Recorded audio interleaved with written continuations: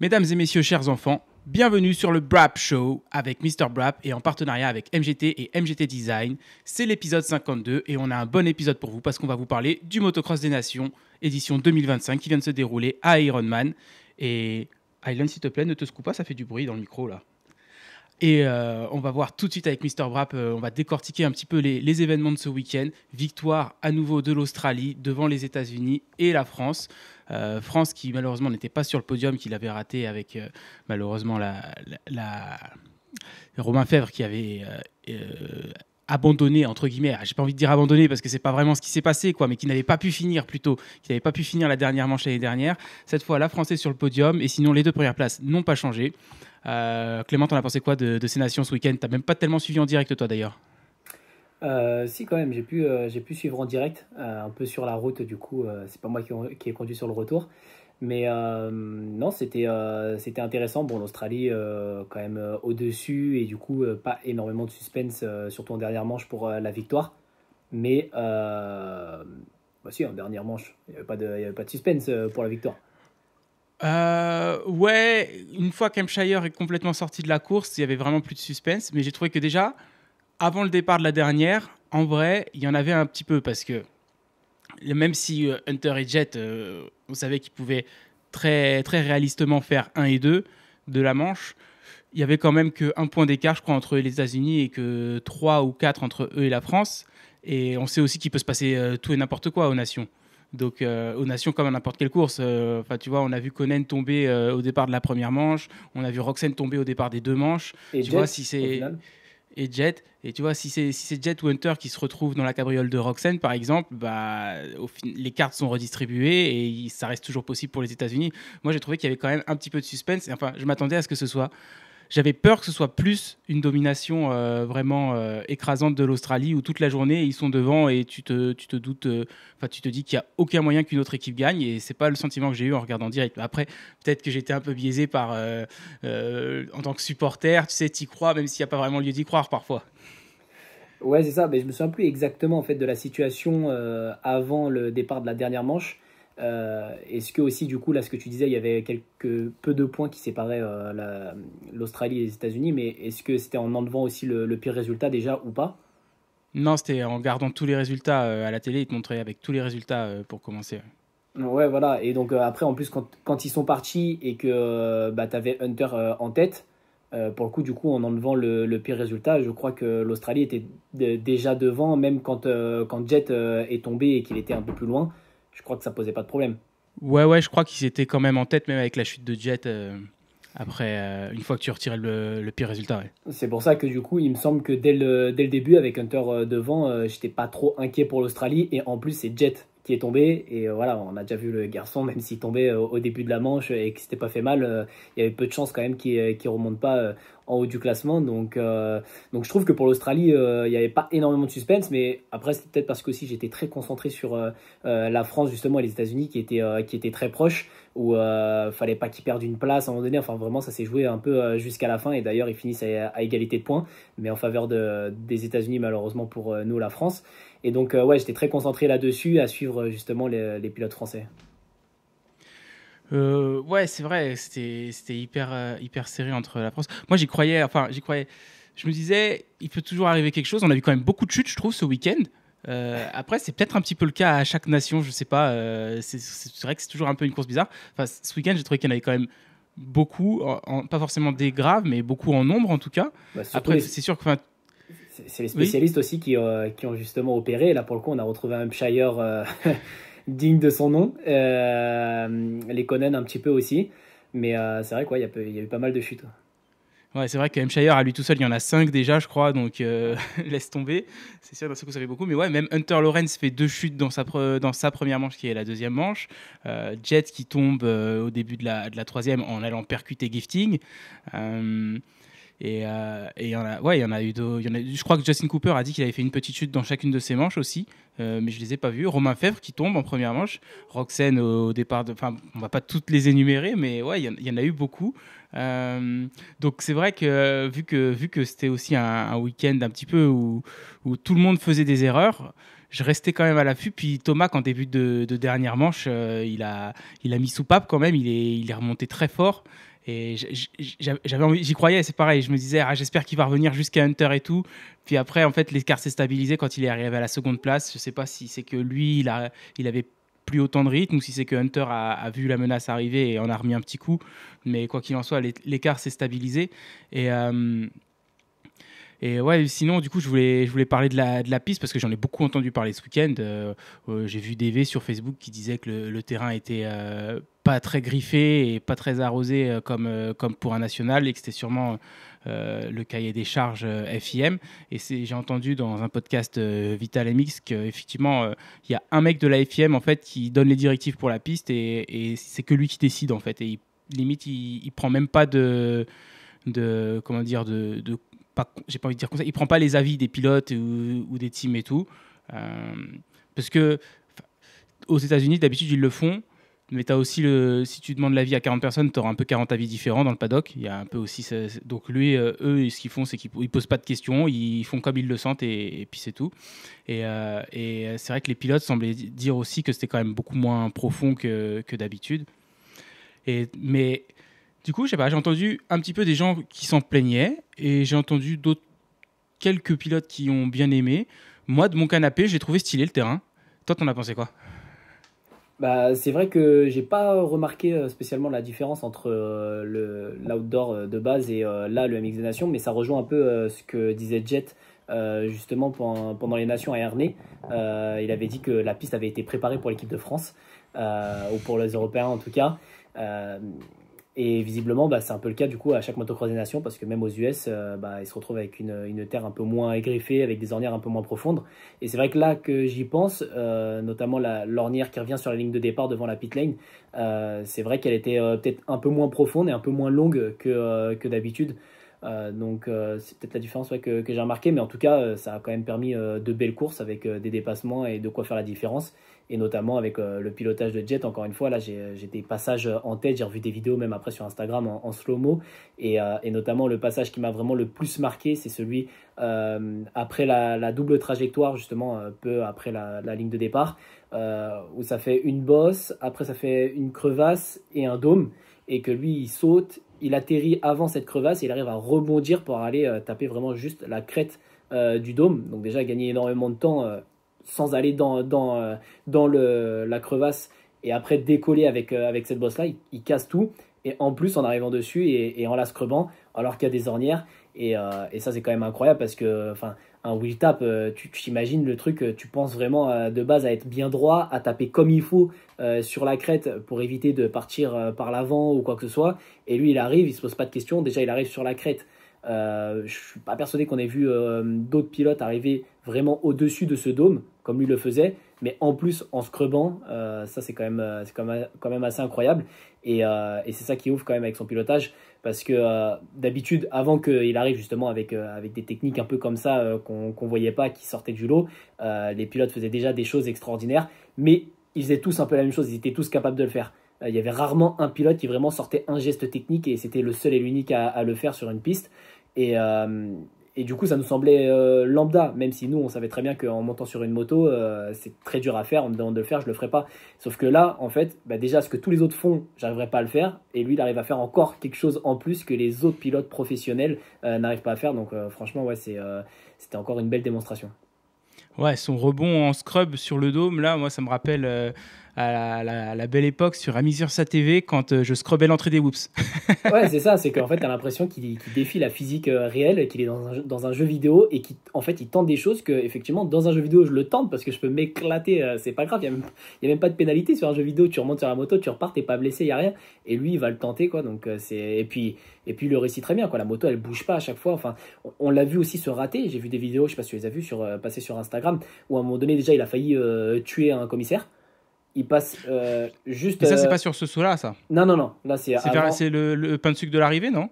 Bah, après, juste avant la pit lane. La dernière bosse avant d'arriver sur la pit lane.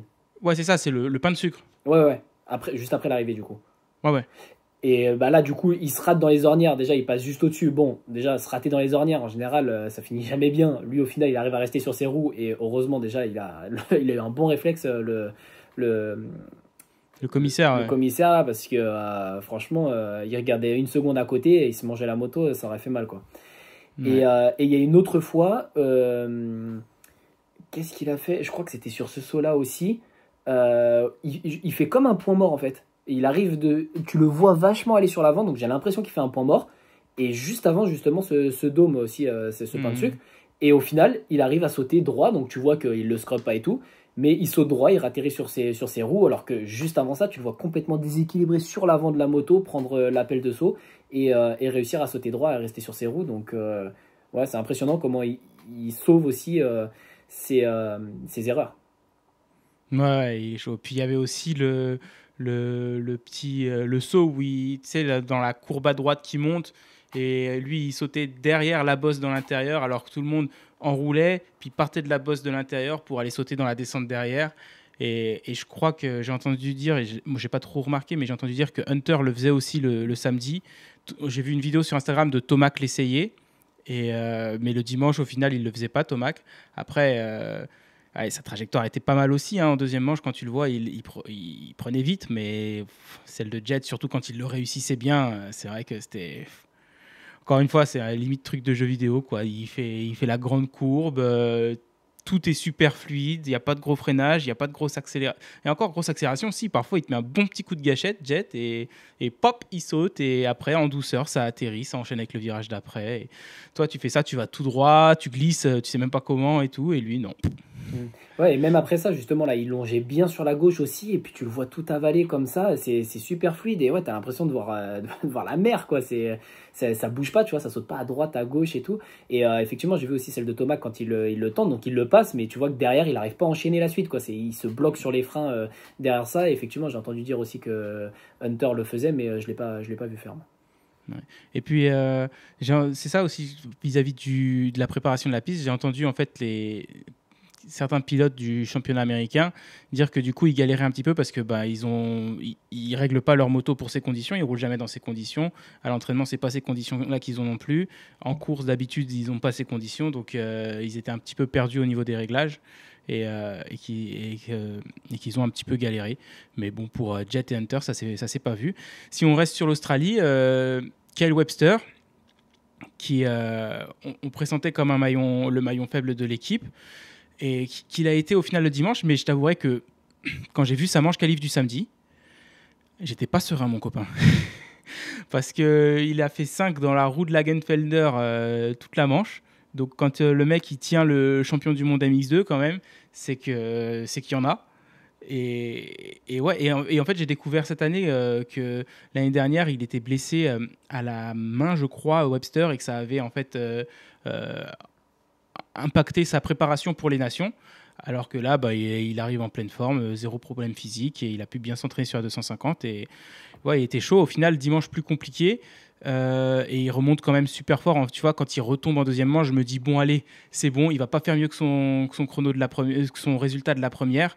Et au final, il revient, et je crois qu'il fait encore mieux, parce qu'il me semble qu'il fait 15 en première, et qu'il doit faire 14 Il fait ou 13 même en encore. deuxième, Il fait 13 en deuxième, ouais. ouais, et il fait 15 en première. Voilà, et donc moi au début je le voyais tout derrière, je me suis dit allez c'est bon, il va être fatigué, c'est la deuxième manche, il a déjà cravaché toute la première pour remonter, et là il va pas remonter trop loin. Et si, hein, bon, après c'est pas les 2 points qui auraient changé quoi que ce soit, ni pour la France ni pour les États-Unis, mais il était pas tant maillon faible que ça au final. Non, c'est clair. En plus, il était justement pas dans une position très simple à chaque fois à revenir un peu de derrière. Et ouais, au final, en deuxième manche, il double même Mathis Valin. Donc, c'est vrai que là, tu te dis, le Webster, faudrait peut-être le mettre en mondial ou le faire venir aux US, tu vois. Alors, bon, après, les US, t'as le Supercross aussi, mais peut-être au moins en mondial. Hein. C'est vrai que quand tu regardes, pareil, il y en a d'autres, peut-être dont on va parler plus tard, mais Pancart, qui a bien impressionné et qui a déjà fait aussi quelques bons trucs en GP cette année avec une moto privée, Gifting toujours aussi qui impressionne un peu. Donc ouais, il y en a certains, des fois, tu as envie de leur dire, tu as envie de leur proposer des choses quoi, à l'issue de ça où justement tu les confrontes à des mecs justement, bah, a priori quand même les meilleurs pilotes du monde actuellement. Ouais. Pour l'Allemagne c'est dommage, ils ont mieux performé que ce à quoi je m'attendais le samedi. Et après, il faut dire qu'on ne tient que 2 résultats sur 3. Et donc, Spieth, je me souviens même plus de ce qu'il a fait le samedi dans sa manche Open. Mais de toute façon, la deuxième place de Roxane et le résultat de Lagenfelder avait suffi. Et c'est dommage. Attends. C'est bizarre ça. C'est bizarre une fois que ça se reproduit plusieurs fois. Bah ouais, mais c'est bizarre, c'est récurrent quand même. Bon. Lagenfelder qui tombe, et je crois qu'il y a eu une petite commotion au départ. Et enfin, de toute façon, on a vu le maillot était déchiré et tout, et c'était fini. C'est pas de bol. Roxane aussi, 2 chutes dans les 2 manches, alors que ça roulait bien, c'est dommage. Ouais. Ah, c'est vrai qu'en plus, c'est en manche qualif qui part juste derrière Jet, Roxane, le samedi. Et toujours en début de manche, justement, plein d'intensité et tout. Et au final, il a quand même tenu. Il a fini deuxième, il me semble, le samedi derrière Jet, Ouais. justement. Donc, ouais, c'est sûr que ça roulait bien et que je pense qu'ils auraient pu avoir un bien meilleur résultat sans toutes ces mauvaises choses qui leur sont arrivées. Ouais, puis c'est dommage parce que. Alors, ouais, non, Lagenfelder, il a même pas complété un tour du coup. Et en fait, il y a une histoire de si ton pilote il est pas dans le classement, ben il compte même pas 40 points pour le résultat. Il sera tout de suite, vous serez classé parmi les équipes qui n'ont pas eu les 5 résultats nécessaires pour être classés aux nations, quoi. Donc, si admettons, tu vois, à l'Australie, ils étaient hyper chauds et qui faisaient 1-2, 1-2 et 1 dans la manche où. Alors, non, plutôt 1-2, 1-1, on va dire, et que tu avais un pilote qui n'était pas là, bah, ça ferait pas 44 points. Ça fait tout de suite, en fait, bah, vous comptez 4 points, mais parmi ceux qui ont que 4 résultats. Et donc, admettons que les autres équipes, avec leurs 5 résultats, ils font tous plus que 44, tu gagnes quand même pas parce que vous êtes que 4. Enfin, vous avez que 4 résultats. Ouais. Donc ouais, c'est sûr que c'était. Bon, après, de toute façon, si tu comptais 40 points, c'était compliqué pour l'Allemagne en partant de là. Hein. Mais c'est vrai que c'est dommage. Pareil, dommage aussi pour la Hollande, enfin les Pays-Bas qui étaient dans le même cas avec Koldenhoff. Koldenhoff qui a voulu rouler, mais qui n'avait pas le droit parce que, de ce que j'ai entendu, il a été traité à l'hôpital la veille et il y avait un petit peu trop d'antidouleurs qui ont été prescrits pour qu'il ait le droit de rouler. Ah ouais? Parce que du coup, moi, de ce Ouais. que j'ai vu, c'est que l'hôpital dans lequel il est allé lui ont donné le feu vert, mais que c'est l'équipe médicale du terrain, du coup, enfin de la FIM peut-être, qui, eux, par contre, n'a pas accepté. Hein. Mais c'est vrai que j'avais pas l'explication de pourquoi ils n'avaient pas accepté. Enfin, je pensais que du coup, son état de santé, leur test à eux ne permettait pas de le laisser rouler. J'ai entendu un peu trop de morphine, mais alors est-ce que c'était dit sérieusement ou est-ce que c'était dit en déconnant je saurais même plus te dire d'où est-ce que j'ai entendu ça, mais je pense que c'était dans le podcast aussi Vital MX là. Mais donc voilà. Après, d'un autre côté, ça fait un petit peu sens au niveau des tests antidopage. S'il vient avec le descriptif des soins et qu'il y a eu une telle dose de tel médicament. Mais bon, toujours est-il que, ouais, pareil, c'est dommage pour la Hollande. Sinon, notre France nous a pas déçus quand même. Ils se sont bien battus, c'était pas mal. J'ai été un peu, j'avoue, déçu de Maxime Renault. J'en attendais un petit peu plus. Gauthier a dit qu'il en attendait un petit peu plus aussi à la télé. Après, quand j'ai vu la manche le samedi, je me suis dit, en fait, Renault, je pense que au niveau de forme où il en est, au niveau de confort sur la moto, parce que j'ai entendu dire quand même que la Yamaha en GP, elle se fait un petit peu déglinguer dans les commentaires. Et je pense qu'en fait, là, au niveau où il en est, son package, ça dépend beaucoup du départ. On a vu en Chine, quand il part devant, il arrive à s'accrocher et à avoir un bon rythme. Et je pense que quand il part englué dans le paquet, eh ben, il a du mal à faire la différence et il se fait un petit peu influencer par les pilotes qui sont autour de lui. Et là, ce week-end, c'est un petit peu ce qu'on a vu. Il n'a pas tellement été de l'avant, quoi. Non, c'est clair, moi aussi j'étais un petit peu déçu, mais effectivement on savait quand même qu'il arrivait là.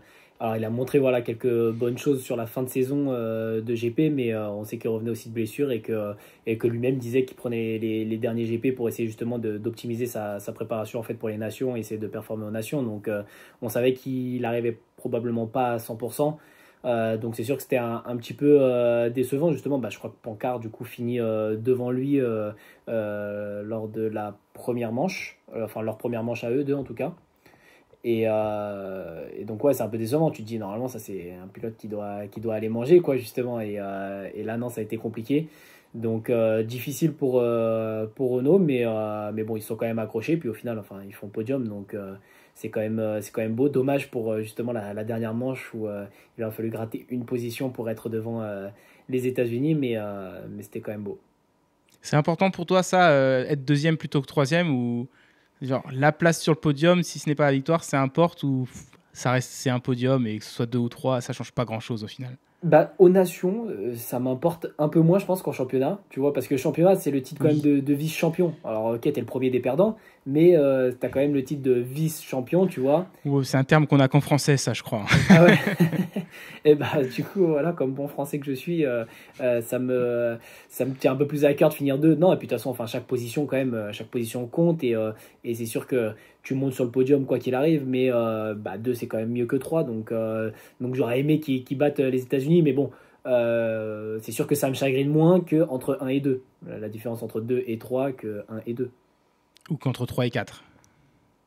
Ah, 3 et 4 non, c'est 3 et 4 Là, ça m'embête quand oui, même. là, ça te chagrine. Ah oui, C'est ce que je voulais oui, dire. bah, C'est entre entre 3 2 et et 3, 4 ça te chagrine moins qu'entre 3 et 4. ouais. Ouais, ouais. Pour finir sur Maxime Renault, j'ai entendu dire que lui, il veut se tailler chez Ducati l'année prochaine et que Yamaha, ils sont pas trop chauds pour le laisser partir comme ça. Mais donc, à suivre. Parce qu'il était pas en fin de contrat?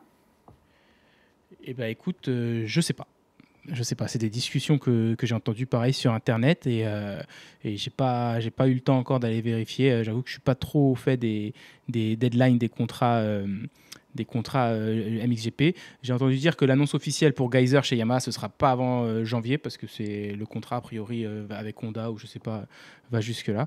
N'empêche que par contre Geyser, tu vois dans les interviews du paddock au MX des Nations et tout, et puis de toute façon ils ont peut-être déjà dit sur les réseaux aussi, je sais pas, mais genre on sait, il a pas dit où il va, mais il a déjà dit que bah avec Honda c'est pas renouvelé et il quitte.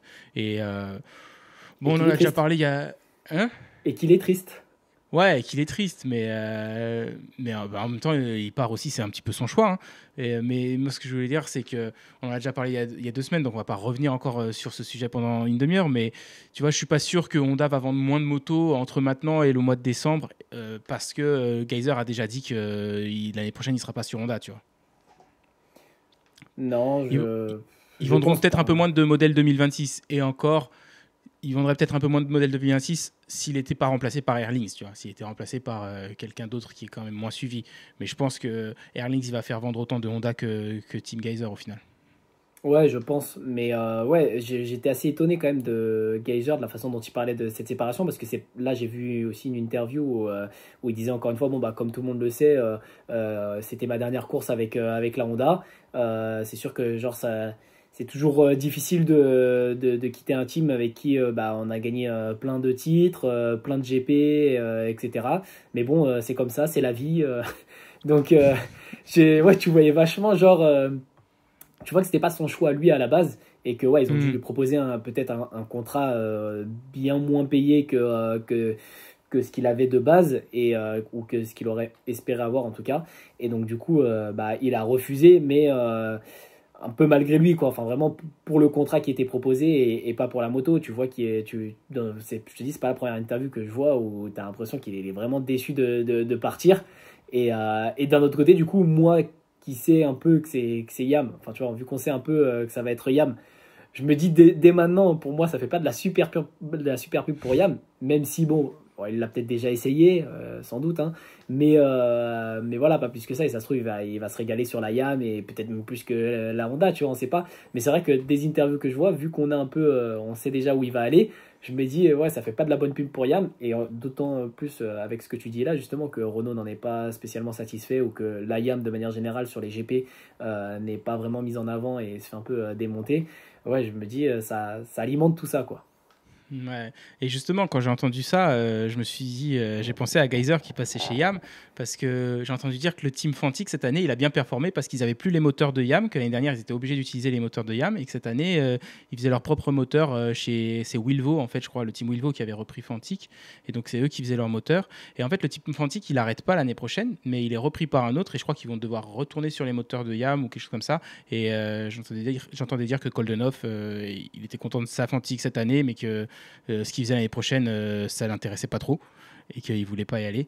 Et a priori, c'était bel et bien sa dernière course. En tout cas, c'est ce qu'il a dit, Koldenhoff, dans les pits ce week-end. Donc, dommage en plus parce que ça s'est fini prématurément là pour le coup, dans tous les sens du terme. Au niveau de sa carrière, parce que on n'a pas tellement pu s'y préparer, mais même au niveau de ce week-end où il est sorti de la manche qualif.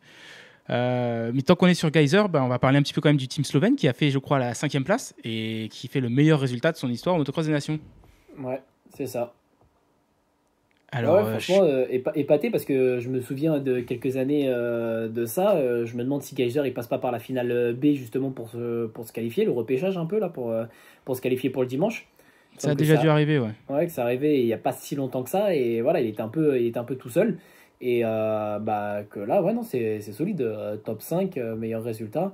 Et puis je te dis un Pancard du coup qui m'a bien épaté quand même à tenir le rythme. Enfin pendant un moment il a fallu que je vérifie, que je relise plusieurs fois le nom. Et là, je me suis rappelé, ah oui, c'est vrai, sur la KT aussi, il avait fait quelques trucs et tout en GP. À un moment donné, il s'était montré un peu devant. Donc, non, franchement, c'est solide. Ouais, je suis désolé pour les Slovènes, mais bon, de toute façon, je suis pas sûr qu'ils comprennent le français, mais je me souviens pas du nom du troisième et je crois que je serais pas capable de le prononcer de toute façon. Mais en tout cas, bravo à toute l'équipe. Ouais, c'est clair. Je Et cherche son dans nom. dans la même veine, il y a le Japon qui, avec Shimoda sur la 450, n'a pas eu besoin de passer par la finale B et s'est qualifié directement pour les manches des nations avec Shimoda qui était pas impressionnant, mais très bon sur la Honda. Ouais, quand même, un peu plus que ce à quoi je m'attendais quand même. Mais j'ai Ah l'impression ouais? qu'il a craqué quand même un peu sur les fins de manche. Mais de manière générale, ouais, j'ai trouvé ça assez solide quand même, Shimoda sur la 450. Ouais, je crois qu'il disait que c'était que le samedi, c'était que son 4e jour sur la 450, je crois qu'il disait. Hmm. Ouais, Donc bah, bon, c'est c'est sûr qu'ils sûr que ont pas eu beaucoup de préparation. ça a dû manquer un petit peu de testing et de réglage. Mais de la même manière que Webster, il paraît qu'il est monté sur la moto de Hames et il a rien changé, même pas bougé les leviers ou quoi. Donc, comme quoi, parfois, les chichis, ça sert à rien de tester et tout. Une moto, elle est Ah, bien. mais c'est sûr, c'est sûr. Moi, je suis sûr qu'il y a certains pilotes, justement, qui vont s'entêter dans des directions que s'ils reprenaient la base d'origine, et je crois que c'est DV aussi qui dit ça, vaut mieux partir sur une base d'origine. Et vraiment, voilà, si tu veux faire le travail à fond, pas de proposer directement un truc modifié et de remodifier, modifier sur une base qui est déjà modifiée. La base Hmm. d'origine, a priori, est déjà, justement, enfin, testée, développée pour que ça fonctionne bien. Partir de ça, et en réalité, ouais, tu dois changer une pièce par une pièce pour voir ce qui fonctionne. Enfin, c'est pour identifier justement ce qui est bon, ce qui apporte de la puissance, ce qui apporte du confort, etc. Tu es obligé de passer par là. Mais après, c'est sûr que ça te prend un temps de fou. Mais après, à la fois, les team usines, ils ont justement des pilotes tests qui sont employés pour ça. Et donc, bon, s'ils prennent un 35 heures pour tester des motos, ils ont le temps de le faire. Bon, et puis, sinon, parce que la France, après de Maxime Renault, on a divergé sur Ducati, Yamaha, Geyser et tout le reste. Mais Mathis Valin, moi, j'ai trouvé que c'était bien, qu'il a fait ce qu'on pouvait espérer de lui. Il faut quand même se rappeler que même si c'est un jeune talent très prometteur, ça reste un rookie dans la catégorie MX2 qui vient tout juste de compléter sa première saison.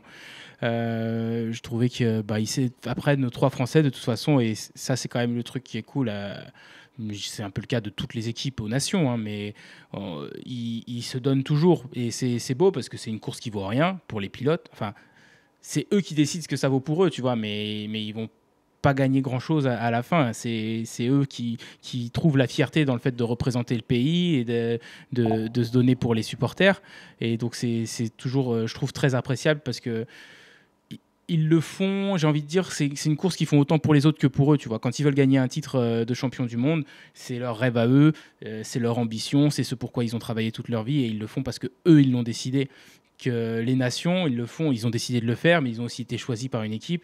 Et à la fin, à part un merci de la FFM et peut-être une petite prime, mais qui va pas changer leur vie financièrement, il y a pas grand-chose, tu vois. Et après, le prestige, il se fait grâce au fait que c'est quand même la 72e édition, il me semble, ou 76e, je sais plus. Plus de 70 en tout cas, je me suis dit c'est plus vieux que le championnat américain d'autocross.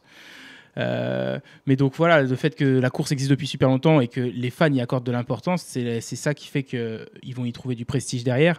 Mais je trouve du coup que c'est quand même toujours appréciable de voir à quel point ils se donnent pour une course où au final il n'y a quand même pas grand chose à gagner. Bah, c'est ça, c'est que les pilotes ne sont pas payés pour rouler aux nations. Et je sais même pas, tu vois, du coup, si est-ce qu'ils ont des primes même de podium ou quoi, tu vois, avec leurs sponsors perso. Je sais même pas s'il y a ça. Peut-être que certains dans leur contrat l'ont, mais en tout cas, c'est sûr que c'est pas là-bas qu'ils vont faire des gros billets. Et non, c'est clair que c'est vraiment. Je trouve que c'est du coup sympa cette compétition parce que c'est vraiment le sport qui est mis en avant cette fois-ci. Tu vois, il n'y a pas justement cette dimension argent où bah, je suis allé le. Enfin, tu vois, Kaiser l'année dernière qui plonge dans l'intérieur et qui se dit ben, c'est soit ça passe, soit ça casse avec Jet, tu vois. Il le fait pas pour 1 million là cette fois-ci, tu vois, ni pour 500 000. Il le fait pour Mm. zéro. Qu'ils finissent derrière lui ou devant lui, ça aurait rien changé du tout, je pense. Et il n'a pas eu 1 euro de plus, à mon avis, pour ce qu'il a fait, tu vois. À part s'il a une chaîne YouTube et qu'il a mis le dépassement sur YouTube, tu vois. Mais, euh, mais c'est tout. Et donc là, tu vois vraiment que voilà, c'est pour le sport, c'est pour la fierté, la gloire, voilà, battre le meilleur pilote du monde de l'autre côté de l'Atlantique, qu'ils le font. Donc c'est vraiment cool de l'avoir. Et c'est sûr que ouais, souvent, c'est vrai que la France est quand même réputée pour se donner à fond à chaque fois. Et Valent c'est bien donné.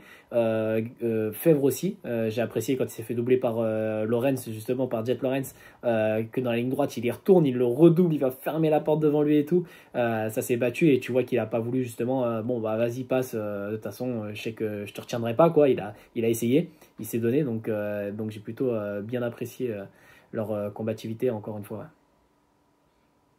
Ouais, j'ai pas vu d'interview d'après-course, mais j'aimerais trop savoir ce qu'un mec comme Romain Fèvre il en pense de Jet du coup.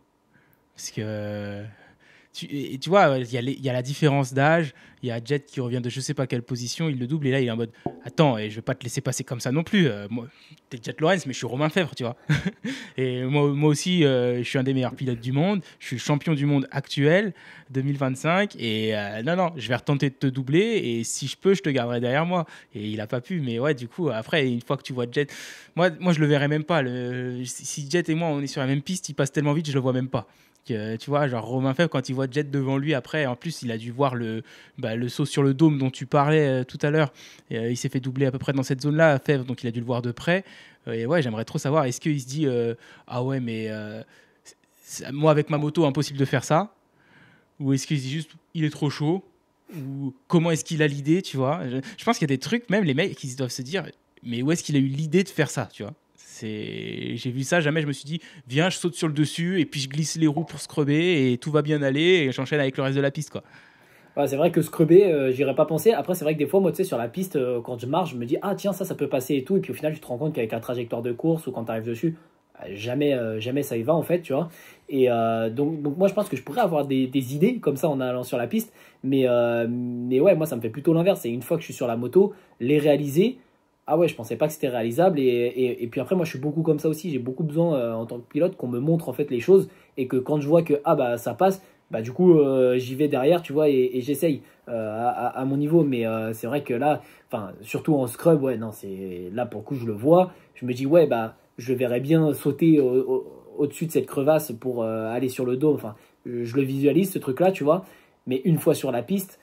Moi, je me dirais, mais non, enfin, j'arrive pas du tout, je rebondis, mais je m'écrase dans la pelle de ce dôme, ça passe pas. Et quand bien même j'arriverai au niveau justement de réussir à rebondir, taper la crête comme ça, ouais, de le voir scrubber dessus, je me dis, ouais, non, ça je pense pas. Et ça me rappelle une interview de Musquin sur le Big quand il roulait encore et qu'il était avec DV et que DV lui dit, mais le 4 il passe là, vas-y, sors-toi les doigts, envoie-le et tout. Et il lui dit, non, non, jamais. Même Sexton, il l'a pas envoyé, donc non, impossible et tout, ça passe pas et tout. Tu vois. Et je trouvais ça drôle en fait que bah, en réalité, en fait, ils font un peu comme nous, tu sais, déjà des fois à la fin de la manche, eh ben, ils reparlent entre eux. Ah putain, t'as vu ce passage-là, cette ornière, oh le saut ici et tout. Tu les vois débriefer un peu du circuit. Et puis aussi, bah, justement, quand il en parle donc avec DV, il prend en exemple d'autres pilotes et donc alors qu'ils sont au même niveau et que bah, il l'a peut-être potentiellement, il l'a déjà battu, tu vois, il a été meilleur à certains endroits et c'est un bon pilote en plus au niveau technique, Musquin, de le voir prendre comme exemple un autre pilote qui est concurrent et dire bah non, même lui il l'a pas fait donc ça y va pas. Je trouvais ça assez drôle. Ouais, bah après, il faut se rappeler que Sexton, c'est le mec qui a laissé des dents sur un double improbable à Daytona, hein. Mais oui, oui, il y avait une vidéo aussi où ils étaient au track walk à l'époque où ils travaillaient avec Dylan. DV, je crois que c'était en 2018, si je ne dis pas de bêtises. C'était à Tampa, la course où Justin Hill il était monté sur la 450 sur la Joe Gibbs et il y avait l'enchaînement. Et DV, il dit mais là, Stewart, sur la 2 temps, il te fait ta ta ta ta. Ta, c'est la combinaison, hein, je me souviens plus, les gars. Et t'as Missien qui lui dit non, mais DV, c'est bon, c'est pas un jeu vidéo, hein. Et Justin Hill, je suis ému, purée, parce que Justin Hill, il l'a fait en fait. Justin Hill, il a fait la trace de Stewart dite par DV, tu vois. Et Désolé, c'est... Baguette aussi l'avait fait, il avait fini dans les filets d'ailleurs, Baguette, je crois, Ouais. en faisant le 4 à la fin. Ouais, je me souviens. Hum, Sinon, on n'a pas parlé de l'équipe, on n'a pas trop parlé de l'équipe américaine, mais ouais, du coup, moi, un peu surpris quand même de l'équipe américaine parce que dans le bon sens, surtout, enfin Thomas qui me faisait peur le samedi quand j'ai vu que il fait 10e et qu'il reste 10, toi, il est resté 10 pendant 10 minutes, plus rien, tu vois, ça faisait un peu ces manches d'outdoor où tu vois que pendant 5 minutes il essaye, puis en fait il n'y a rien, et tu te dis qu'est-ce qui se passe. Et c'était mieux en première manche, et c'était la dernière manche sur la YAM était quand même très bien. On est passé à ça de la manche magnifique. Mais j'ai trouvé qu'on avait un petit peu de flash de Beast Mode quand même en début de manche. M. Shire, il était très chaud, très solide jusqu'à ce qu'il ne le soit plus, quoi. Très chaud tout le long, solide jusqu'à ce qu'il ne le soit plus. Et ouais, enfin, les 3 chutes, c'est dommage, hein, les 3 chutes en première manche parce qu'il pouvait faire 2, il pouvait assurer 3 après sa première erreur et au final il fait 5, je crois, peut-être En 6. première manche, 7. 7, ouais, donc il perd en fait ouais, 5 places par rapport à son meilleur résultat potentiel. Et c'est vraiment dommage. Et Justin Cooper, j'ai entendu dire qu'il aurait fallu qu'il en fasse un petit peu plus et tout, mais moi je trouve que en tant que pilote 450 qui est redescendu en 250, il a fait un gros samedi et que le dimanche, il est évidemment on aurait apprécié mieux pour les Américains, mais je trouve que c'est déjà bien en fait ce qu'il a fait. Ouais, moi aussi, j'étais assez surpris déjà, enfin rien qu'avec les chronos, effectivement, le samedi, etc. Je trouvais ça assez impressionnant en fait de le voir aux avant-postes, justement, se batailler vraiment aux avant-postes. Je l'aurais pas spécialement vu à ce niveau-là, tu vois. J'aurais peut-être vu un peu au final comme un Cooper Webb quand il était descendu en 250, tu vois, un peu plus quand même en retrait. Mais en fait, non. Et je crois que du coup, oui, qu'il est tombé aussi avec Conan à un moment donné, quand Conan il abandonne. Ouais.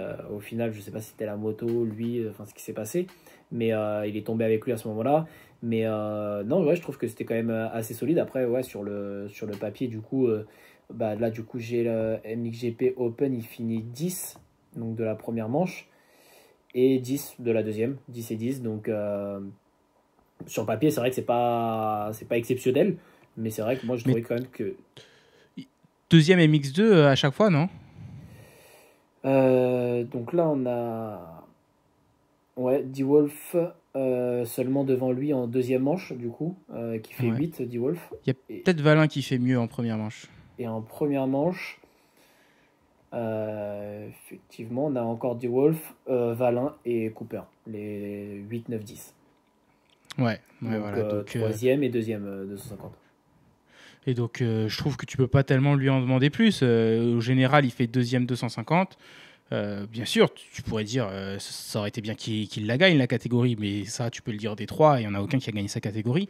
Donc, c'est c'est dommage pour M. Shire qui a fait beaucoup d'erreurs, qui a passé le week-end par terre et qui, après sa dernière chute de la dernière manche, il a dit il savait qu'il n'y avait pas moyen qu'il fasse mieux que le pire résultat de Cooper et que du coup, bah, que ça servait à rien, quoi. C'était plus la peine. Parce que de toute façon, même s'il terminait, ce serait le Joker. Et en plus, sa moto était abîmée. Mais je pense que, enfin, même du côté d'Hampshire, tu vois, t'as pas trop à avoir honte ou t'en vouloir, te dire que t'as fait rater l'équipe parce que l'Australie, au final, était tellement forte que même si tu sortais ton meilleur résultat dans la dernière manche ou dans la première, à mon avis, ça restait deuxième à la fin, quoi. Bah oui, c'est ça.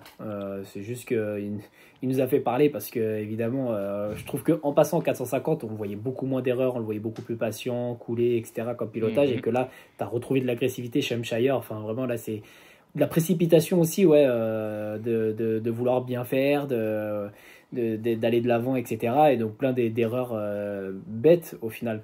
Mais en soi, effectivement, non, c'était aussi un week-end costaud et je pense pas non plus que ça aurait changé grand-chose, même s'il n'était pas sorti dans sa dernière manche. Mais j'ai entendu dire qu'il s'est fait mal le mardi.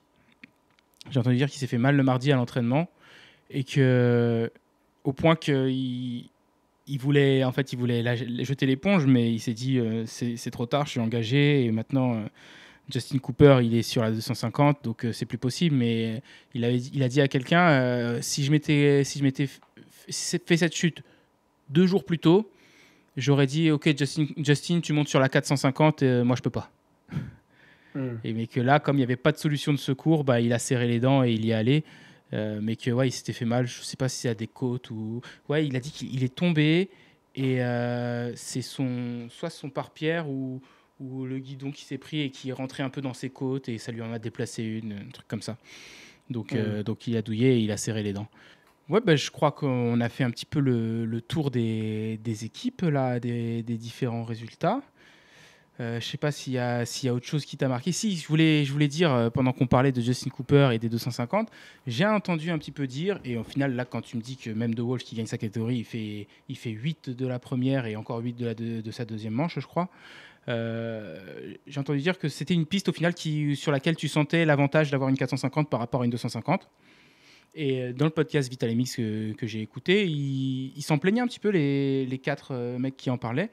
Dans le sens où bah, du coup le résultat du pilote 250 est moins crucial, c'est plus difficile d'intercaler des pilotes 450 entre les deux parce que tu avais un peu un noyau 450 ensemble, puis ensuite un noyau 250 ensemble, etc. Et je voulais savoir ce que tu en penses. Moi je trouve que c'est pas un problème. Il y a des pistes où ça va être comme ça, les 250 seront désavantagés, et il y a d'autres pistes où on a déjà vu à Ernée, Musquin qui a failli gagner sur la 250, Vial qui a failli gagner sur la 250, et moi, je trouve que c'est pas un problème que ce soit pas tout le temps la même chose. Non, c'est sûr. Puis au final, enfin, ça change pas grand-chose. Si justement ça les avantage ou au contraire ça les désavantage, bah, le résultat est le même. Enfin, c'est la même piste pour tout le monde, quoi. Donc, si au final les 250 ils se battent au niveau de la 10e place, quoi qu'il arrive, bah, ça fait qu'on aura des résultats plus élevés sans doute à la fin, tu vois, sur le général de chaque équipe. Mais ouais, non, moi je pense pas que effectivement, il y a des week-ends, enfin des années où ce sera comme ça et d'autres où on verra plus des trucs assez surprenants justement comme Musquin ou Vial ou encore Villopoto qui a gagné déjà en 250 lui pour le coup. Ouais. Roxane avait failli le faire aussi dans le Colorado en 2010, je crois. Mais ça impacte un petit peu au niveau des résultats des équipes parce que, tu vois, quand tu as un pilote 250 qui est capable de faire 4, c'est pas dit que les 3 premiers 250 fassent 4. Et comme tu prends les résultats scratch, ça peut permettre de récupérer plus de place vis-à-vis de tes concurrents ou quoi. Tu vois. En fait, ça permet au sein de la catégorie 250 de faire une plus grosse différence. Mais ouais, comme toi, moi je trouve que bah, cette année, la catégorie 250 était un petit peu moins cruciale. Et au pire, c'est au pilote 450 d'assurer aussi, quoi. Ouais, et puis à la fois, enfin, comment tu fais réellement est-ce que tu peux maîtriser ce paramètre-là, justement, d'avantager, enfin, du moins, de moins avantager les 450, de faire une piste qui avantage moins, parce que à la fois, tu vois, je me dis, bah, si tu herces plus profond, visiblement, ça bouffe plus de chevaux, donc la 250, elle va avoir plus de mal, tu vois, dedans.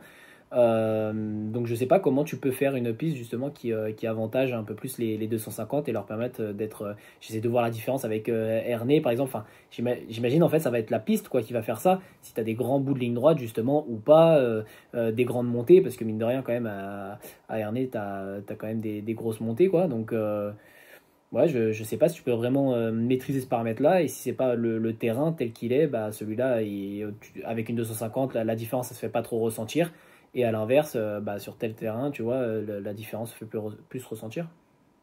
Ouais, c'est ça. J'imagine que ce serait une question de tracé. Peut-être faire des beaux relevés dans les extérieurs pour que les 250 puissent prendre pleine balle et compenser un petit peu le manque d'accélération. Mais j'avoue que quand on a vu Musquin en 2000, c'était en 2016, non 2015, qui je sais plus, mais cette année-là, quoi, à Ernée, qui était en bataille avec Barcia pour la gagne, je comprenais pas. Moi, je me dis, mais comment c'est possible? Il est sur une 250 et justement, tu as une montée, elle est longue, elle est super raide. Et une 250, ça devrait, dans ma tête, je me disais qu'en théorie, une 250, elle devrait même pas être compétitive sur sur ce circuit, tu vois. Et au final, elle l'était. Et via la nouveau, il y a 2 ans. Donc j'imagine que ouais, il y a vraiment quelque chose au niveau de la piste dernier qui fait qu'une 250 est moins désavantagée. Ou alors vraiment, Vial et Musquin ont chacun sorti la manche de leur vie ce jour-là. Et c'est peut-être aussi ça, hein, mais ouais, je sais pas.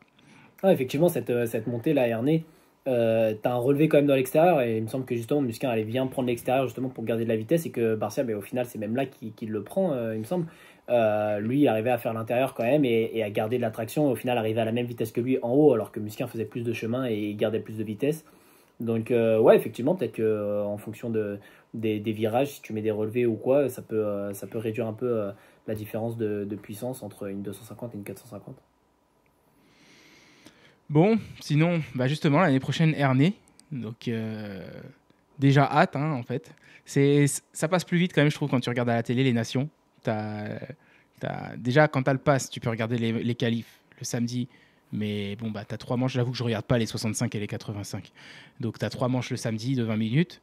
Et ça, c'est le petit truc, c'est que par rapport à un Grand Prix où tu as 4 manches de championnat du monde, un jour de Grand Prix, là, t'en as une de moins, tu en as 3.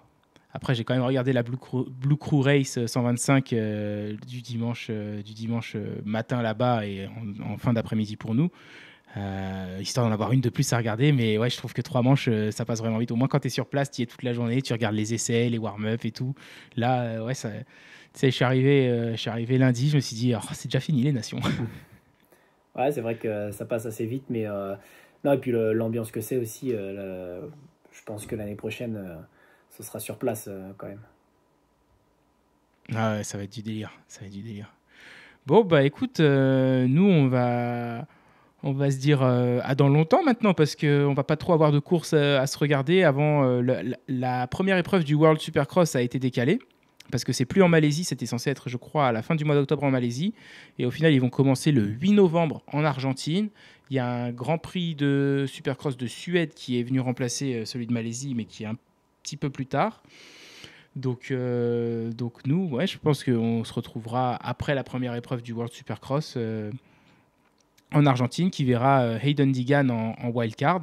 Et sur le site du championnat du monde du Supercross, du championnat du monde du Supercross, il est affiché en 250. Ouais, oui, oui, de toute façon, ça avait été dit que c'est en 250. Je Et sais pas, parce qu'il faisait un petit peu, il faisait monter là un petit peu le suspense sur les réseaux. Il disait, ah, est-ce que je peux. Pareil, quand Carmichael a fait une vidéo comme quoi ils allaient bientôt annoncer le circuit de Daytona de l'année prochaine, il disait, oh, est-ce que je pourrais rouler avec ma 450 dessus tu vois, et il y avait un petit peu des rumeurs en fait. Donc, ah, je les ai c'est même pour pas ça vues, ouais, j'en parle. celle-ci. Moi, j'avais vu Ok. justement l'article qui disait qu'il était engagé en 250 pour le championnat du monde, qui faisait ses débuts en championnat du monde de Supercross justement en 250 en Argentine. Mais Mhm. ouais, j'avais pas vu ces rumeurs-là. En tout cas, petit point info, Jason Anderson, ça y est, c'est officiel là sur la Suze. Eh oui, c'est vrai. Ouais. Et d'ailleurs, je sais pas si tu as remarqué, mais la photo là où il est devant la moto et tout de Tim, c'est la première fois que je vois le côté gauche de la moto en fait sur ce genre de photo. Et je me suis dit, ils n'ont pas voulu montrer le kick ou le pas de kick. Je sais pas, parce que c'est vrai que Roxane avait dit qu'il y aurait pas mal de nouveautés en 2026, que du coup il y avait des points d'interrogation. Est-ce que Suzuki se relance en 2026? Enfin, voilà, pas mal d'interrogations autour de ça. Donc après, je sais que ça faisait un moment quand même là qu'on avait entendu parler qu'il avait testé, et je crois qu'on se posait déjà la question, est-ce que cette année, en 2025, là en Supercross, il allait avoir une moto, lui pour le coup, de test, en gros sans kick avec le démarreur. Du coup, non. Mais du coup, je pense que c'est pour bientôt. Et ouais, je serais pas surpris qu'en 2026, les pilotes, en tout cas, pas la 2026 là, parce que de toute façon, elle est déjà sortie pour Monsieur Tout le Monde là, au public. Mais peut-être que la 2027 sortira avec un démarreur électrique et peut-être qu'on verra plus de Suzuki et qu'elles prendront 2000 euros dans la tronche, du coup, à la vente. Ouais. Ouais, mais à mon avis, si elle prend 2000 € à la vente, tu vas pas voir plus de Suzuki Bah, sur ton elles terrain le sont, dimanche, hein. elles sont bien basses hein, quand même. Là, je crois que c'est dans les 7000 euros hein, qu'elle sort neuve, la Suzuki. Donc, La faut pas- 450?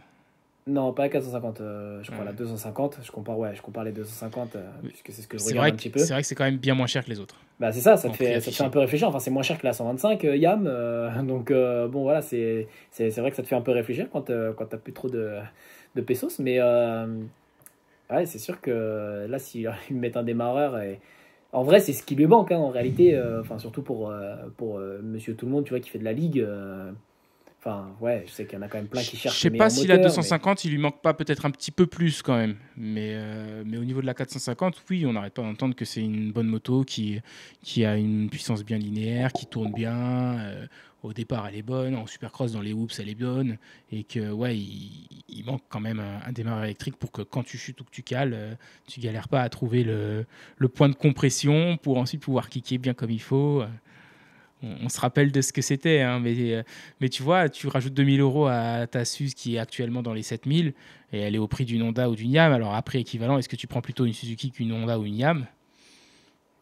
bah, à prix équivalent, du coup, enfin, après, voilà, tu regardes ce qu'il y a sur le papier. C'est sûr que si t'affiches des poneys en moins et plein de petits trucs comme ça en moins, bah, tu te dis, bah, prix équivalent, non, du coup, je vais essayer d'aller prendre celle-là, tu vois, mais d'aller prendre la Honda, par exemple. Mais si au final, sur le papier, voilà, c'est kiff-kiff et que le prix c'est kiff-kiff, bah, en vrai, pourquoi pas la Suzuki, du coup?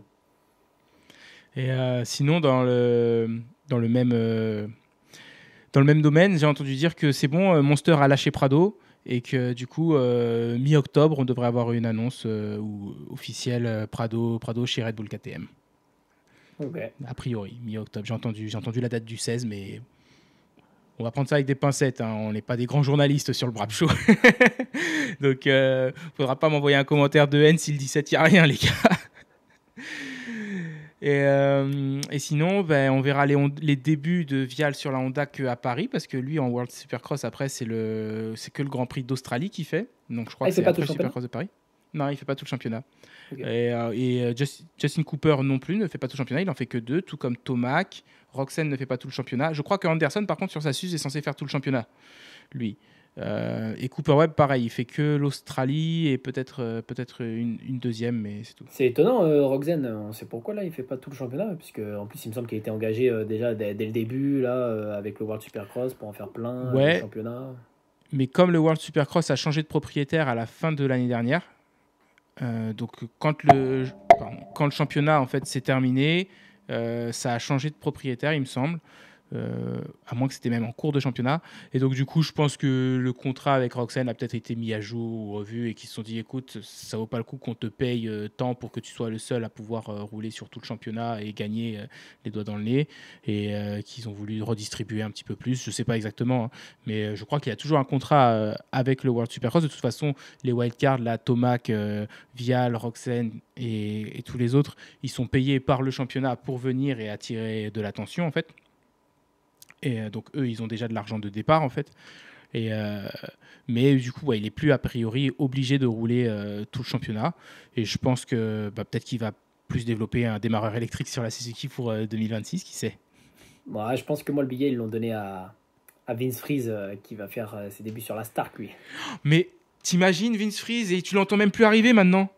Ça va être une boucherie le truc.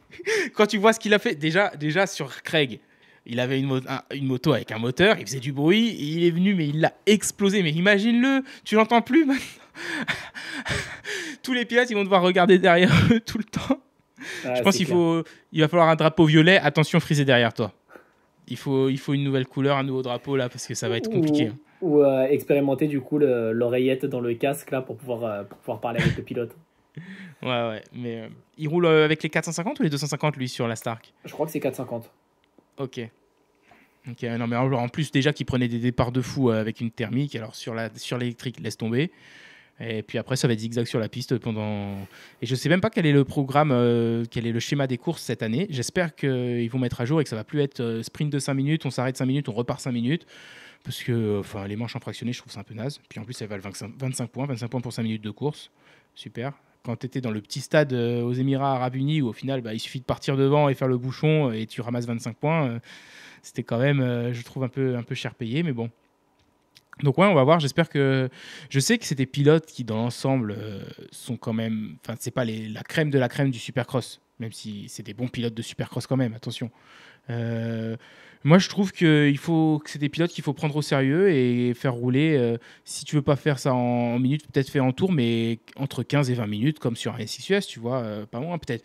Allez, si tu veux vraiment raccourcir, tu peux faire des finales de 12 pour les 250 et 15 pour les 450, mais je pense que moins que ça, c'est pas génial, tu vois. C'est faut laisser le temps à un pilote qui prend un mauvais départ mais qui est meilleur de remonter, de faire la différence.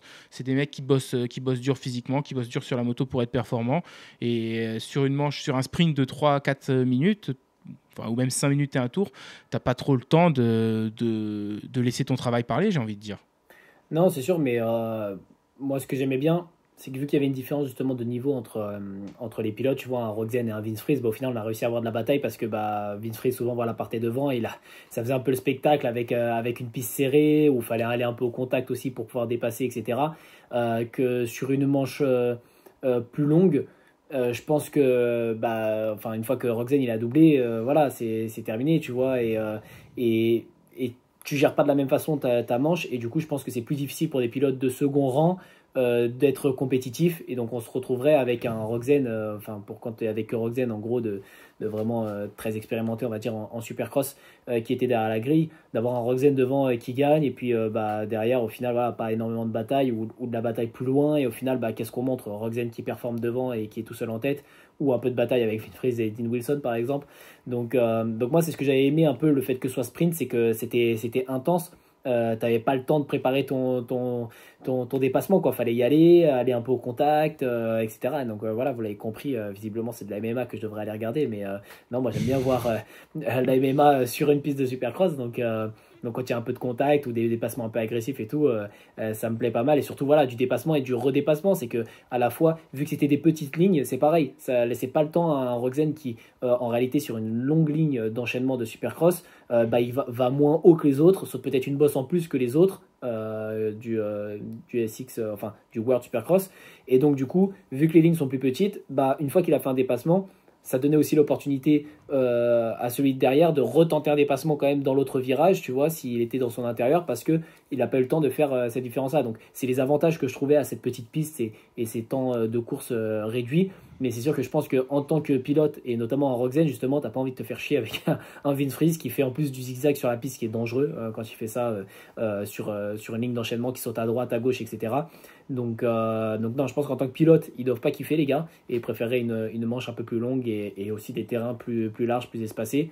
Mais en tant que spectateur, bah, moi ça change quoi, tu vois, de ne pas voir que ce qu'on voit en Supercross US, du coup, ça varie un peu les plaisirs et à la fois voilà, c'est le petit World Supercross, on va dire, et après tu as le Supercross US derrière où tu retrouves les grands terrains, la crème de la crème, etc. quoi. Ouais, alors j'ai 2 points de réaction sur ce que tu dis. Ah, toi aussi, ça t'arrive. J'ai 2 points sur lesquels je veux réagir. C'est que déjà, les batailles Roxen-Freeze, c'est marrant tant que Roxen gagne, même en tant que spectateur. Parce que le jour où Vince Freeze, il est champion du monde de Supercross devant Ken Roxen, alors qu'il n'a pas la moitié du niveau que Roxen il a dans son poignet en fer, tout pété, ça me foutrait les boules, tu vois.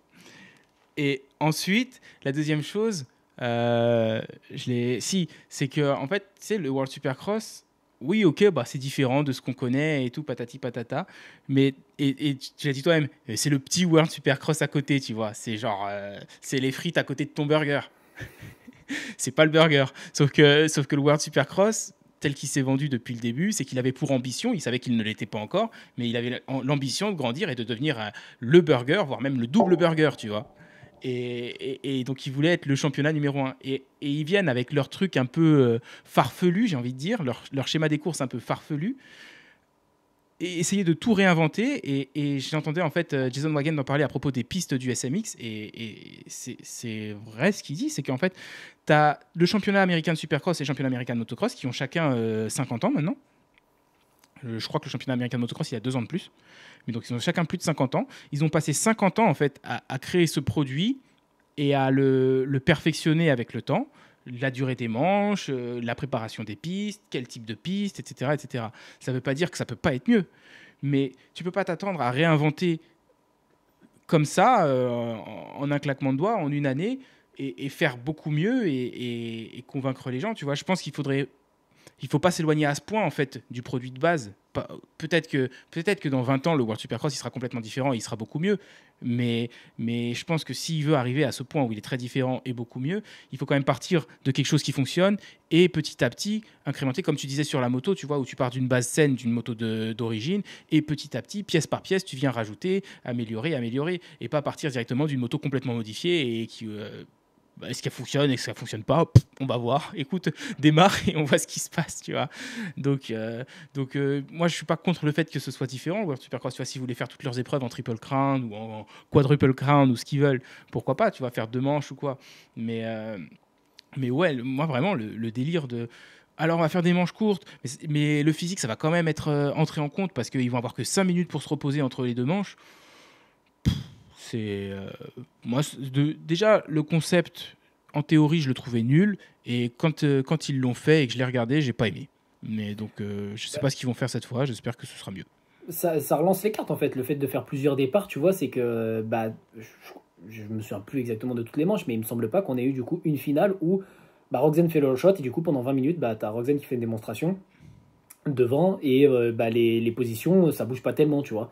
Que ça, c'est le risque avec une manche de 20 minutes. Ça nous est déjà arrivé de voir une finale de Supercross où Jet prend le shot et que derrière, ça bouge pas tellement et donc ça suit. Au final, tu restes un peu quand même comme ça parce que tu vois qu'il y a 2 secondes, il n'y en a pas 8. Donc tu es un peu comme ça à regarder, à attendre qu'il se passe quelque chose ou quoi. Et au final, où il se passe pas vraiment quelque chose, que automatiquement, si tu relances le départ, si tu as un Roxane qui fait un shot qui met déjà 3 secondes à tout le monde en un seul tour, bon il t'en reste un deuxième, un troisième pour que ce soit un Vince Freeze qui part devant et qui fasse un peu le bouchon et que du coup ça soit un peu plus galère, qu'on voit du dépassement parce que moi ce que j'aime regarder c'est du dépassement surtout, effectivement, voir un Jet Lawrence dérouler c'est très beau, etc. Mais j'aime bien le regarder en slow-mo après la manche, tu vois, sur certains passages, sur certains trucs. Voir 20 minutes de démonstration, c'est plaisant à regarder. Mais moi, personnellement, je préfère quand il y a de la bataille, qu'il y a du dépassement, du block pass, voilà, une différence dans les moves, un mec qui passe pleine balle et qui va doubler quelqu'un. Enfin, ouais, vraiment du dépassement et de l'action entre les pilotes. Et donc, je pense que de relancer, justement, et qu'ils sont un peu obligés de faire ça, justement, s'ils veulent de la bataille, étant donné que, pour le moment, ils n'ont pas un plateau homogène. Ils ont un plateau quand même assez hétérogène, où ils essaient d'attirer quelques têtes d'affiche, justement. Au début, il y avait un peu que Roxane, et puis bon, là, il y en a un peu plus.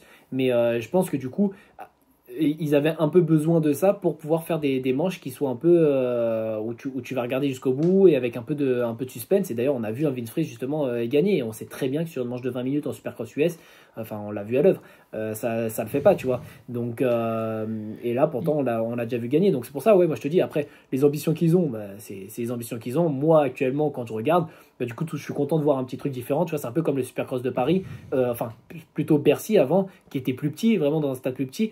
Mais au final, est-ce qu'on le regrette pas un petit peu, tu vois? Oui, on veut le Supercross US, grand stade, piste large, etc., tu vois, où le terrain va se rapprocher de la minute, etc. Mais à la fois, le petit chaudron, quand même, ça avait son ambiance, ça avait son petit truc, c'était le Supercross de Paris, tu vois. Donc non, après, c'est sûr que, de toute façon, je pense que ce dont ils ont besoin, s'ils veulent concurrencer le championnat AMA, c'est d'avoir des grands stades et de faire des grandes pistes. Automatiquement, déjà, en faisant un modèle réduit, ça fait quand même moins rêver que les choses en grand. Enfin, tu vois, plus c'est grand, plus c'est waouh quand même déjà de base. Donc c'est sûr qu'en réduisant le truc et en faisant des pistes où peut-être toi et moi on pourrait quand même y aller et réussir à faire quelques trucs, ça Non, fait pas moi. ça fait un petit peu moins rêver. Mais ouais, moi je trouve que c'est diversifié au moins et puis voilà, ça fait quelque chose à se mettre sous la dent aussi pendant l'hiver. Donc ça me plaît bien. Ouais. Mais là, le petit stade aux Émirats Arabes Unis, ils n'y retournent pas de toute façon cette année. Donc, je ne sais pas comment est le stade en Suède, je ne sais pas comment est le stade en Argentine. Le stade qu'ils avaient l'année dernière en Australie était bien. Celui dans lequel ils font le Ossex Open maintenant est beaucoup trop grand, par contre, je trouve. Là, tu vois vraiment que la piste, j'ai l'impression que les gradins, le premier rang est super loin de la piste. Donc, il faut quand même. Je pense pas que ce soit trop grand parce que tu veux pas une piste de Supercross de 2 minutes. Après, les mecs, ils oublient où est-ce qu'ils sont. Ils font pas le bon enchaînement comme à l'époque à la Monster Cup quand ils avaient changé le sens là. Mais tu vois, là, moi, en fait, là où ça me dérange, en fait, c'est peut-être après ma vision d'un championnat du monde et peut-être que j'ai tort à ce niveau-là. Mais dans ma tête, un championnat du monde, c'est censé déterminer qui est le meilleur dans ce sport. Et du coup, enfin, tu vois, Vince Freeze, il est pas meilleur que Roxane. C'est pas un meilleur pilote de Supercross que Roxane. C'est certain, il y a aucun doute. Et c'est même pas un meilleur pilote de Supercross que Greg Aranda, je pense. Donc, allez, peut-être qu'ils se valent. Je sais pas. Mais c'est pas un meilleur pilote de Supercross que Dean Wilson non plus, tu vois. Et si tu as Vince Friese qui est champion du monde de Supercross devant Glenn Roxanne et Dean Wilson, alors qu'aucun des deux ne s'est blessé, moi je trouve qu'il y a un problème. Après, c'est vrai que c'est aussi un produit de divertissement avant tout et que les mecs ils essayent de le vendre et de le rendre rentable. Donc c'est peut-être là que j'ai tort. Mais pour moi, un champion du monde de Supercross, c'est censé être le meilleur pilote de Supercross et pas juste celui qui a su le mieux s'adapter aux règles un petit peu bizarres de ce championnat qu'on a fait, tu vois. Donc c'est aussi un petit peu pour ça que ça me dérange. Je suis d'accord avec toi qu'après, il y a des courses parfois où tu t'ennuies quand le mec il part devant et qu'il met 20 secondes à tout le monde. Et en même temps, c'est déjà arrivé comme tu as dit, et c'est pas pour autant que le Supercross c'est pas bien, tu vois. Ouais, Donc, mais en vrai, ça pose question parce que, alors oui, le problème c'est que ça s'appelle Supercross aussi et que bah, le Supercross, en fait, la base du Supercross, c'est le SXUS, tu vois. On a l'habitude de ça et c'est ça l'origine du truc. Et quand on parle de Supercross, du coup, on a cette référence-là, tu vois, c'est la référence de base. Sauf que, effectivement, le fait de mettre championnat du monde, alors tout de suite, c'est un grand titre sur la chose. Donc, effectivement, quand tu dis, mais moi aujourd'hui, je verrais un Winfries qui aurait gagné, par exemple, devant un Roxen ou un Tomac. Effectivement, dans ma tête, c'est pas ah ouais, Vince Friese. Après, c'est sûr que pour celui qui est extérieur et qui n'a peut-être pas toute la culture, on va dire, supercross, motocross, etc., jusqu'à aujourd'hui, il va peut-être pouvoir se dire, bah, du coup, Vince Friese, champion du monde de supercross, Tomac, waouh. champion des États-Unis de supercross, Vince Friese, il est meilleur. Puis Euh, Vince Friese, il va le mettre sur son Instagram, champion du monde de telle année de Supercross. C'est ça. Donc forcément, oui, le titre, effectivement, normalement, champion du monde, bah, c'est censé être la référence. C'est champion du monde, le monde entier, tout confondu, tout le monde. Enfin, au-dessus, c'est champion intergalactique, quoi, j'en sais rien. Donc effectivement, ça doit être le top du top, le truc. Mais à la fois, bah, ça pose question dans le sens où, alors, si on met de côté cette appellation de champion du monde de Supercross, championnat du monde de Supercross, bah, si Vince Friese parvient à gagner devant Roxen, c'est quand même qu'il a réussi à être meilleur que lui à un moment donné sur ce qu'on lui a proposé justement, donc sur le règlement qui est que de 5 minutes, avec une piste petite, etc. Donc après, je pense que ça fait chier d'appeler ça champion du monde de Supercross, parce que Ouais, ce serait un champion du monde de farfelu cross, tu vois. Ouais, de mini supercross, tu vois. Enfin, c'est vrai que c'est un modèle réduit du vrai supercross, plus condensé, où c'est plus difficile de faire la différence et où visiblement bah, le départ est plus crucial, mais à la fois bah, c'est un peu, ça pourrait être un peu une annexe au sport, quoi. Enfin, tu vois, un championnat parallèle. Après, effectivement, l'appellation fait mal au cœur. Championnat du monde de supercross, quand tu vois au final ce que c'est, effectivement, la piste, je sais plus où c'était, à Abu Dhabi, la toute petite piste que c'était, là, où ils allaient un peu dehors aussi, ils passaient à ça des poteaux. Non, en plus, je trouve ça dangereux pour le coup. Non, c'était pas terrible du tout. Donc, ouais, ça fait chier l'appellation, je pense.